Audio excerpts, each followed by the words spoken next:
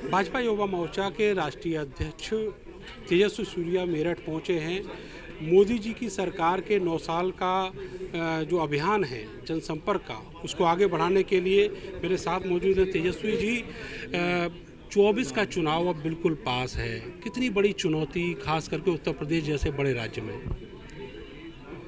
उत्तर प्रदेश हर राजनीतिक पार्टी के लिए बहुत इम्पॉर्टेंट स्टेट है और भारतीय जनता पार्टी के लिए भी बहुत महत्वपूर्ण प्रदेश है।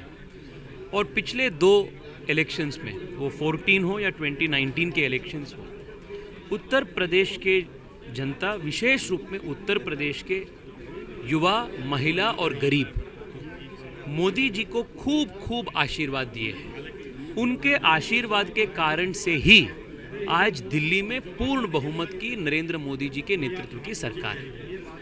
और मैं मानता हूं इस बार भी 24 में जितने सीट हमें 2019 में मिले थे, उससे ज़्यादा सीट हमें 24 में मिलने वाली है। और अभी अभी जो अपने मेयोरल इलेक्शन समाप्त हुई, उसमें ऑल 17 सीट्स में भारतीय जनता पार्टी की मेयरों की जीत हुई है। यही दर्शाता है उत्तर प्रदेश के मूड क्या है। पूरे देश में मानता हूं कि उत्तर प्रदेश में, आप लिख के रखिए भैया, 2019 में जितने वोट्स हमें, जितने सीट्स हमें मिले थे, उससे ज़्यादा सीट्स 2024 में भारतीय जनता पार्टी को यहाँ मिलेगी। महागठबंधन का जो चैलेंज है, ये कहीं जमीन पर दिखता है? अत्यंत हास्यास्पद संगति है ये महागठबंधन की राजनीति। आप सोचिए, उत्तर प्रदेश में ममता बनर्जी की क्या इन्फ्लुएंस हो सकता है? तेलंगाना के मुख्यमंत्री चंद्रशेखर राव जी का असर उत्तर प्रदेश में क्या हो सकता है? और अखिलेश जी का असर कर्नाटका में क्या हो सकता है?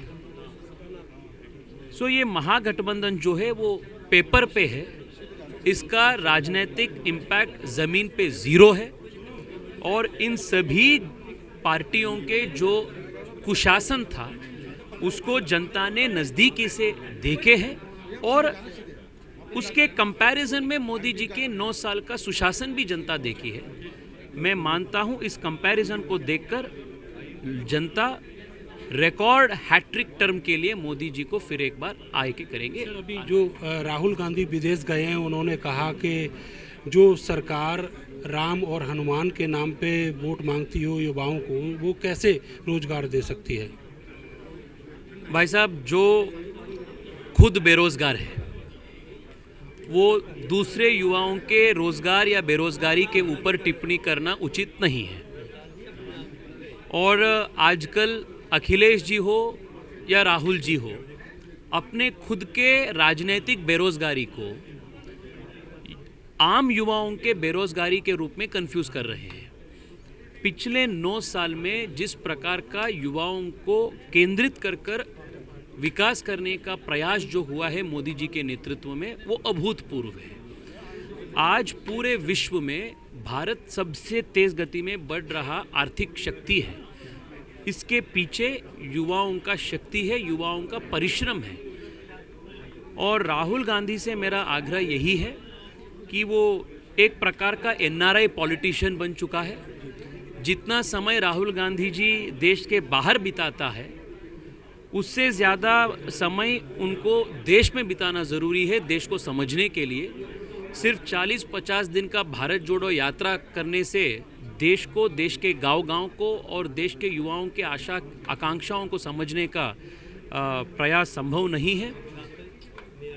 वो देश में ज़्यादा समय बिताए और ऐसे गलत टिप्पणी देना बंद करे, यही मेरा आग्रह है। मेरा आखिरी सवाल, आपने भारत जोड़ो यात्रा का जिक्र किया, वो एक दूसरा और यात्रा अभी निकालने वाले हैं जैसे कहा जा रहा था, और उनका कहना है कि कर्नाटक के जो रिजल्ट थे वो उसी का असर था। भाई साहब, इन सभी प्रश्नों का जवाब 2024 में जनता देगी। आप थोड़ा पेशेंस से वेट कर दीजिए। 24 में इन सभी प्रश्नों का उत्तर भारत के जनता आपको देगी। बहुत बहुत शुक्रिया आपका। तेजस्वी सूर्या जो तेज तर्रार फायर ब्रांड नेता बोले जाते हैं भारतीय जनता पार्टी के, उनका साफ कहना है कि राहुल गांधी जो विदेशों में घूम रहे हैं वो सियासी रूप से बेरोजगार हैं, और बिल्कुल वही स्थिति उत्तर प्रदेश में अखिलेश यादव की है।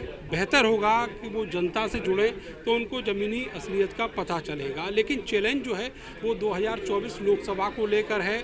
उसकी तैयारी इस महासंपर्क अभियान के जरिए बीजेपी ने अब शुरू कर दी है। कैमरा सहयोगी सानू के साथ मैं नरेंद्र, भारत समाचार, मेरठ।